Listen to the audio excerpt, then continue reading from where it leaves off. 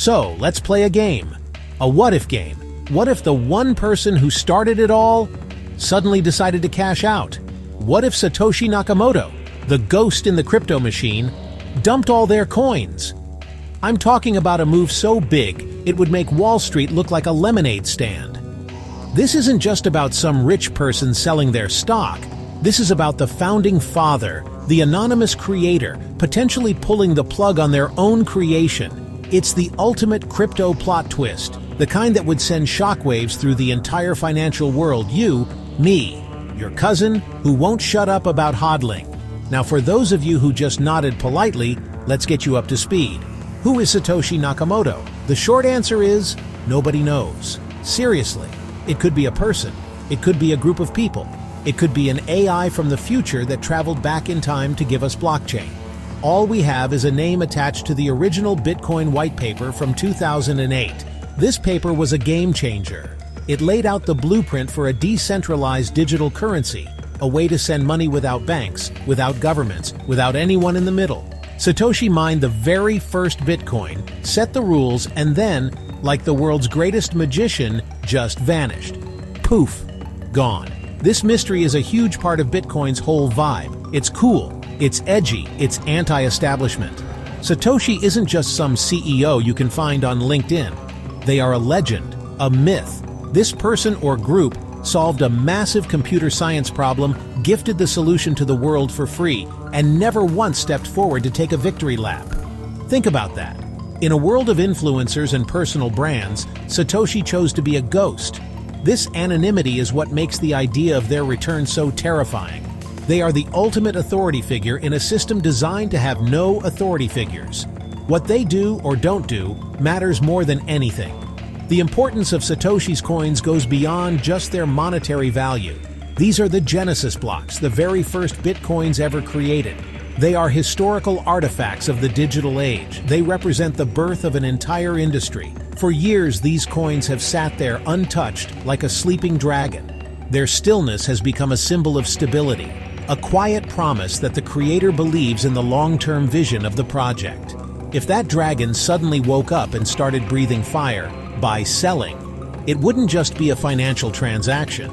It would be a profound statement, a signal that the creator has lost faith and that could unravel everything. All right, let's talk numbers, because this is where it gets crazy. How much Bitcoin are we actually talking about? Well, nobody can say for sure, because again, ghost. Researchers have combed through the early blockchain data. The general consensus is that Satoshi mined somewhere around 1.1 million Bitcoin. Let me put that in perspective for you. As of today, August 20th, 2025, that's not just a lot of money. It's a buy-your-own-country amount of money. We're talking tens of billions of dollars. That's more than the GDP of some small nations.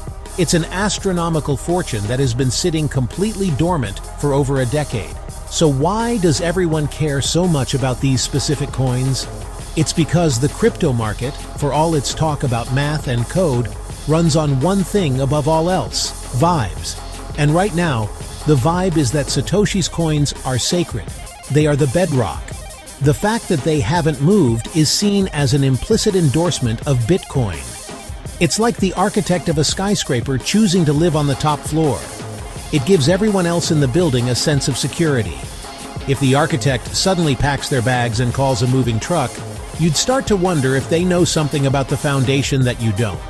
The fear isn't just about the price, though we'll get to that catastrophic mess in a minute. It's about the narrative. Bitcoin's story is one of decentralization, of power being distributed among the many, not concentrated in the hands of the few. But the existence of Satoshi's massive stash is the one big asterisk on that story. It's a centralized point of failure in a decentralized system. One person holds the power to throw the entire market into chaos. This is the paradox of Bitcoin. Its greatest strength, its mysterious creator, is also its greatest vulnerability. It's the ultimate sword of Damocles hanging over the entire crypto world. Every few years, a rumor circulates that some old dormant Bitcoin wallet has moved, and the market freaks out for a few hours. People start screaming, "It's Satoshi, he's back!" before it turns out to be just some other early miner. This shows you how deep the anxiety runs. The market is constantly looking over its shoulder waiting for the ghost to appear. The 1.1 million BTC is not just a wallet, it's a psychological benchmark. It's a constant reminder that the fate of this multi-trillion-dollar asset class could theoretically rest on the decision of one unknown entity. That's some serious pressure. Okay, buckle up. Let's say it happens. Satoshi logs into their ancient computer, dusts off the keyboard, and puts in a sell order for 1.1 million Bitcoin. What happens next? Absolute unadulterated chaos. The first and most immediate effect would be on the price. There is simply not enough liquidity. That's finance speak for buyers with cash ready to absorb that kind of sell pressure. It would be like trying to drain an ocean with a Dixie cup. The price of Bitcoin would plummet, not by 10% or 20%, but by 80%, 90%, maybe even more, and it would happen in minutes. This sudden crash would trigger a catastrophic domino effect. Automated trading bots would be liquidated instantly. Leveraged positions would be liquidated instantly. Exchanges would be overwhelmed. They might even halt trading, but the damage would already be done. The panic would be immediate and all-encompassing. Think of it as a bank run, but for the entire digital world. Every single person holding Bitcoin, from massive hedge funds to your nephew who bought $50 last week, would see their investment evaporate before their eyes. The sell-off would feed on itself, creating a death spiral of fear. The impact wouldn't stop at Bitcoin. Bitcoin is the sun in the crypto solar system. Every other coin, Ethereum, the latest dog-themed meme coin, revolves around it. If Bitcoin collapses, it drags everything else down with it. The entire crypto market would be a sea of red. We're talking about a wipeout of trillions of dollars in value across the board. Companies that hold Bitcoin on their balance sheets would see their stock prices tank. Crypto mining operations would become instantly unprofitable. The entire infrastructure built around this industry would be pushed to the brink of collapse. And it's not just the crypto nerds who would get hurt. Over the past few years, crypto has gone mainstream. Regular people, pension funds, even some governments have bought into it. A Satoshi sell-off would decimate the savings of millions of ordinary people who were told this was the future of finance. The trust that has been so painstakingly built over the last decade would be shattered overnight. It wouldn't just be a market crash, it would be a fundamental crisis of faith in the very idea of cryptocurrency. The fallout would be global and it would be brutal. The human reaction would be a spectacle in itself. I mean, just imagine the scenes. Crypto Twitter, or X, would melt down into a digital soup. Panic memes, conspiracy theories. The Diamond Hands crowd, those who swore they would never sell. They'd be tested like never before. Some would hold on, maybe from shock or stubborn belief. Way more people would rush for the exits, desperately trying to salvage pennies from dollars. It would be a stampede. In a stampede, people get trampled.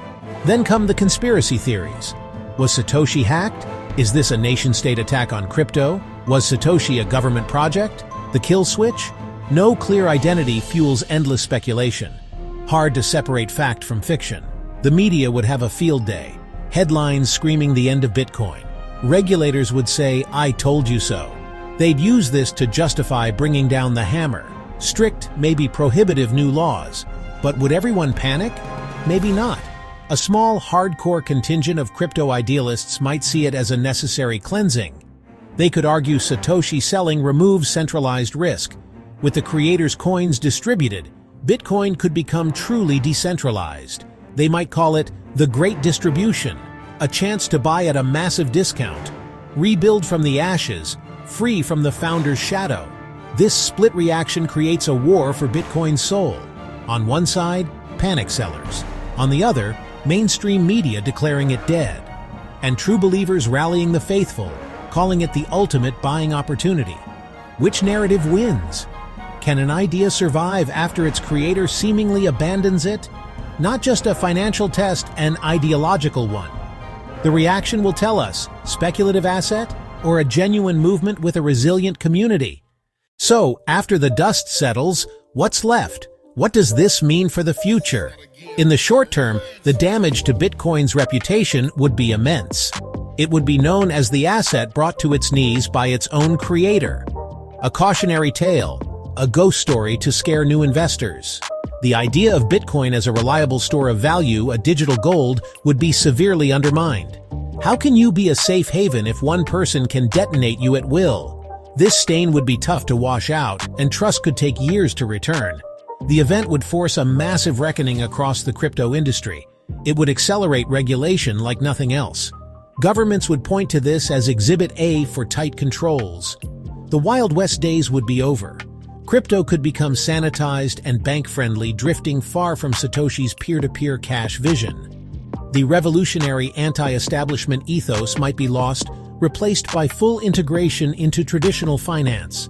But there is a silver lining, a path to rebirth.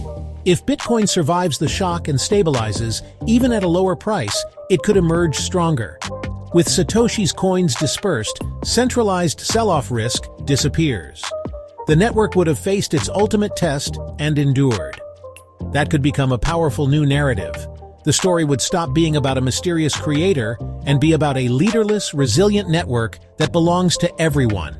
It would prove the tech is bigger than any single individual. How likely is this? Probably not very.